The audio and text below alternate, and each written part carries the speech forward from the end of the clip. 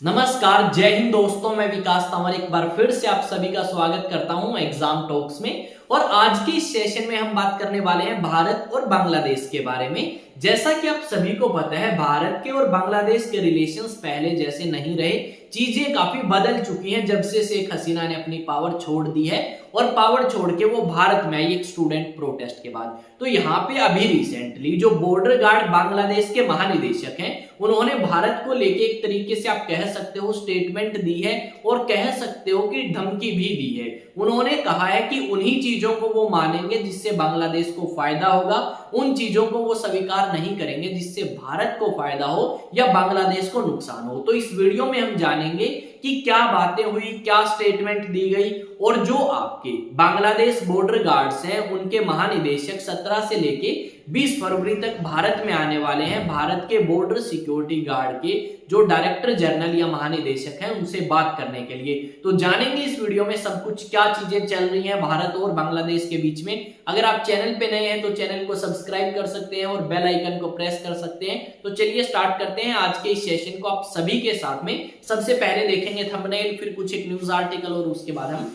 इस चीज को डिस्कस करने वाले हैं। बांग्लादेश ने भारत को धमकाया, कहा अलग तेवर में बात होगी। अब किस तरीके के अलग तेवर की बात यहाँ पे करी गई है वो भी देखने वाले हैं। यहाँ पे देख सकते हो क्या लिखा गया है कि जो बांग्लादेश है वो बात करना चाहता है भारत और बांग्लादेश के बीच में जो बॉर्डर रिलेशंस है उनके बारे में, या जो एग्रीमेंट आपके पहले हो चुके हैं भारत और बांग्लादेश के बीच में, उन एग्रीमेंट्स पे भी बात करने वाला है। और साथ में इन्होंने ये कहा कि हम उन्हीं एग्रीमेंट्स को मानेंगे जो बांग्लादेश के हित में होंगे, जो एग्रीमेंट्स बांग्लादेश के हित में नहीं है और हमें लगेंगे कि शेख हसीना ने जानबूझ के किए हैं, उनको हम रद्द करवाने वाले हैं। इस तरीके की बातें जो हैं वो बांग्लादेश की तरफ से कही गई है। यहाँ पे देख सकते हो बांग्लादेश ने क्यों कहा इस बार भारत से अलग तेवर में होगी बात और कोई छूट नहीं मिलेगी। देखते हैं भाई छूट देंगे या नहीं देंगे। यहाँ पे आप देख सकते हो बांग्लादेश आपको इस मैप में नजर आएगा। अब मैं आता हूं इस सारे मुद्दे को समझाने के ऊपर। जैसा कि आप सभी को पता है, भारत जो है सबसे ज्यादा बॉर्डर शेयर करता है बांग्लादेश के साथ, लगभग 4096 किलोमीटर। और यहाँ पे जब से शेख हसीना ने अपना पद छोड़ के भारत के अंदर शरण ली है, उस समय से लेके अब तक भारत के बीच में और बांग्लादेश के बीच में सिर्फ रिलेशंस खराब हुए हैं। एक भी पॉइंट शायद ऐसा नहीं आया होगा जहां पे भारत और बांग्लादेश के रिलेशंस हमें ठीक होते हुए नजर आए। अब शेख हसीना ने पावर क्यों छोड़ दी? क्योंकि शेख हसीना के खिलाफ स्टूडेंट्स ने प्रोटेस्ट किया और अगर वो नहीं छोड़ के आती बांग्लादेश तो शायद वो आज जिंदा भी नहीं बचती। इस तरीके की बातें उन्होंने खुद कही हैं कि वो मौत से कुछ ही दूरी पे थी। ठीक है, अब ये सारी चीजें तो हमने समझ ली। अभी रिसेंटली क्या खबर आई? अभी रिसेंटली ये खबर आई कि जो भारत और बांग्लादेश के बीच में बॉर्डर है, उस बॉर्डर के ऊपर भारत की जो बीएसएफ है उसकी तरफ से बॉर्डर फेंसिंग करी जा रही है, यानी तारें लगाई जा रही हैं। कारण क्या है कि बहुत सारे ऐसे नागरिक हैं जो बांग्लादेश के हैं और भारत के अंदर गैर कानूनी तरीके से एंट्री करते हैं। जैसा कि हमने सैफ अली खान के केस में सुना था कि एक बांग्लादेशी नागरिक अवैध तरीके से भारत में एंटर करता है और उसके बाद सैफ अली खान के ऊपर उसने हमला भी किया। यानी ये चीज हमें कॉमन देखने को मिलेगी कि बहुत सारे बांग्लादेशी नागरिक जो बांग्लादेश के अंदर खुश नहीं है वो भारत के अंदर एंटर करते हैं और कई बार इलीगल एक्टिविटीज भी करते हैं जिससे भारत को काफी नुकसान है। तो हमारी जो बीएसएफ है यानी जो बॉर्डर की सुरक्षा करती है, उन्होंने डिसाइड किया, वैसे तो भारत सरकार ने किया है कि चलो यहाँ पे फेंसिंग कर देते हैं ताकि लोगों को आने में मुश्किल हो और वो आसानी से भारत के अंदर एंटर ना कर पाए। अब इस चीज का विरोध किया किसने? बांग्लादेश ने। बांग्लादेश ने कहा कि आप बॉर्डर के इस क्षेत्र में फेंसिंग नहीं कर सकते, तार नहीं बांध सकते।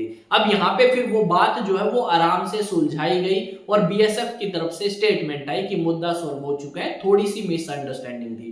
पर अभी रिसेंटली अगर आप देखोगे तो आपके बांग्लादेश की राजधानी के अंदर एक प्रेस कॉन्फ्रेंस हुई और उस प्रेस कॉन्फ्रेंस के अंदर जो बॉर्डर गार्ड बांग्लादेश है, यानी हमारी तरफ से सिक्योरिटी कौन करती है? बीएसएफ, और उनकी तरफ से कौन करती है? बॉर्डर गार्ड बांग्लादेश नाम से जो उनकी सिक्योरिटी फोर्स है वो सुरक्षा करती है। अब यहाँ पे उस सुरक्षा एजेंसी के हेड ने हमारे ऊपर आरोप लगाए हैं। उन्होंने कहा कि भारत ने हमारे बॉर्डर के पास में ऐसी फैक्ट्रीज लगा रखी हैं कि दुनिया को लगे कि यहाँ पे दवाइयां बनती है, पर वहां पे दवाइयां नहीं बनती। वहां पे ड्रग्स जो है वो रखी जाती हैं और उन ड्रग्स को सप्लाई किया जाता है कहां पे? बांग्लादेश के अंदर। उन नशीले पदार्थों को, उन नशों को भेजा जाता है बांग्लादेश के लोगों के लिए ताकि वो नशेड़ी बन सके। इस तरीके के आरोप उन्होंने लगाए। उसके बाद उन्होंने आरोप लगाए कि ये जो बॉर्डर फेंसिंग का मामला है ये तभी आप कर सकते थे जब बांग्लादेश भी एग्री हो और भारत भी एग्री हो। आपने अकेले डिसाइड किया और आपने बॉर्डर फेंसिंग करना स्टार्ट कर दी, जो कि गलत है। उसके अलावा इन्होंने कहा कि भारत और बांग्लादेश के बीच में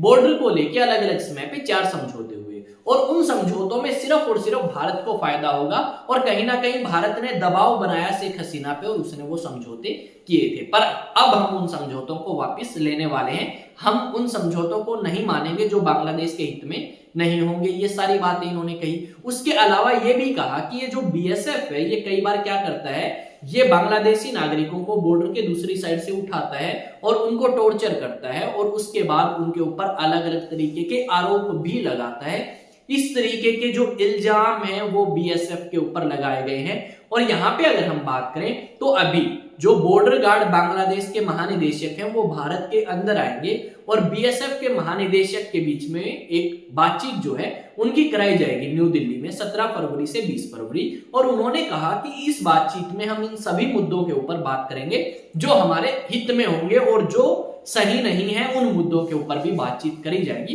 ताकि चीजों को सुलझाया जा सके। और अगर भारत नहीं माना तो आपके भारत जिस तेवर में चीजें समझता है उसी तेवर में हम भारत को समझाने की कोशिश करेंगे।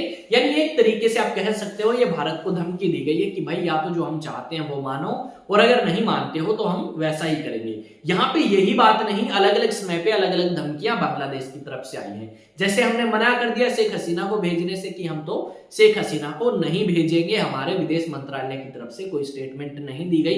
तो उस समय में इसी तरीके के जवाब जो है वो बांग्लादेश की तरफ से आए थे कि हम ये कर देंगे, हम वो कर देंगे, पर करने को क्या है भाई, कुछ भी नहीं है करने को। ठीक, आपके पास रिसोर्सेज नहीं है, फंड्स नहीं है, कहां से आप इतनी चीजें लेके आओगे। ठीक है, तो वो सारी चीजें हमें यहाँ पे देखने को मिलेंगी। यानी कहीं ना कहीं आप कह सकते हो कि आने वाला जो समय है वो भारत के हित में नहीं होने वाला बांग्लादेश को लेके। और बांग्लादेश को अगर हम देखें तो बांग्लादेश में हमने इतना ज्यादा इन्वेस्ट किया, इतने ज्यादा पैसे उन्होंने उनको दिए, इतना ज्यादा उनके लिए किया, पर उसका रिजल्ट क्या हुआ? उसका रिजल्ट ये हुआ कि उन्होंने हमारी अब बुराई करना स्टार्ट कर दी। जैसे ही सरकार बदली तो भारत के खिलाफ नारे बांग्लादेश की जनता भी लगाती हुई नजर आएगी और बांग्लादेश की सरकार तो जो फिलहाल पावर में है वो तो लगा ही रही है। यहाँ पे कई बार खबर ये भी आई थी कि जो अवामी लीग पार्टी है जो कि शेख हसीना की पार्टी है वो प्रोटेस्ट स्टार्ट कर रही है, धरना प्रदर्शन स्टार्ट कर रही है मोहम्मद यूनुस के खिलाफ कि शेख हसीना को वापस से पावर में लेके आया जाए और ये जो मोहम्मद यूनुस है ना ये करप्ट आदमी है, ये इलेक्शन नहीं कराएगा। इस तरीके के इल्जाम आपके अवामी लीग पार्टी ने लगाए हैं जो कि बांग्लादेश की पार्टी है। और शेख हसीना आप कह सकते हो इसकी लीडर थी, अभी तो यही बोलेंगे थी अभी, क्योंकि है नहीं, वो आपकी भारत के अंदर शरण लेके रह रही है। तो ये सारी चीजें हमें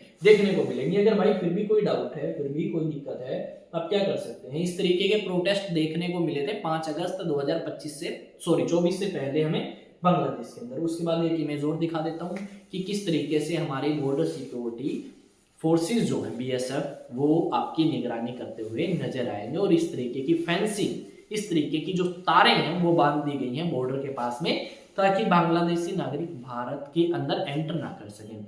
अब ऐसा नहीं कि सारे एरिया में बाउंड्री के अंदर जो तार बांध दी है, लगभग आपका 1000 किलोमीटर के आसपास एरिया अभी तक कवर किया गया है, बाकी नहीं किया गया। कुछ लोगों का मानना ये है कि जो वायरिंग करी गई है ना इसके बावजूद भी बांग्लादेशी नागरिक भारत के अंदर आते हैं और इस तरीके की बातें बीएसएफ के जो आपके रिटायर्ड हाई रैंकिंग ऑफिशियल्स हैं उन्होंने ये बात आपकी कही है। तो ये सारी चीजें आई थिंक क्लियर हुई होंगी। अब हम बात करते हैं थोड़ा सा भाई किस चीज के बारे में, अपने सोशल मीडिया प्लेटफॉर्म के बारे में। तो सोशल मीडिया प्लेटफॉर्म पे आप मेरे साथ कनेक्ट कर सकते हैं एग्जाम टॉक्स सर्च करके, ठीक है। और वहां पे जाके आप क्या कर सकते हैं, वहां पे अगर सब्सक्राइब का ऑप्शन है तो सब्सक्राइब करें और अगर फॉलो का ऑप्शन है तो फॉलो करें, चाहे टेलीग्राम हो, फेसबुक हो, व्हाट्सएप हो, ट्विटर हो, कोई भी सोशल मीडिया प्लेटफॉर्म। उसके बाद अगर आप एनडीए के लिए प्रिपेयर करना चाहते हैं तो आप 1 अप्रैल 2025 से ऑफलाइन बैचेस को ज्वाइन कर सकते हैं जो क्लास 11th के स्टूडेंट्स, क्लास 12th के स्टूडेंट्स और आपके 12th पास स्टूडेंट्स के लिए स्टार्ट किए जाएंगे। जो 11th और 12th क्लास के स्टूडेंट हैं उनकी स्कूलिंग के साथ साथ एनडीए की प्रिपरेशन कराई जाएगी और जो 12th पास स्टूडेंट होंगे उनकी एनडीए की प्रिपरेशन कराई जाएगी। ये नंबर दे रहा हूं मैं, इस नंबर पे आप रजिस्ट्रेशन करा सकते हैं। लो भाई ये आपका नंबर है 9812579188।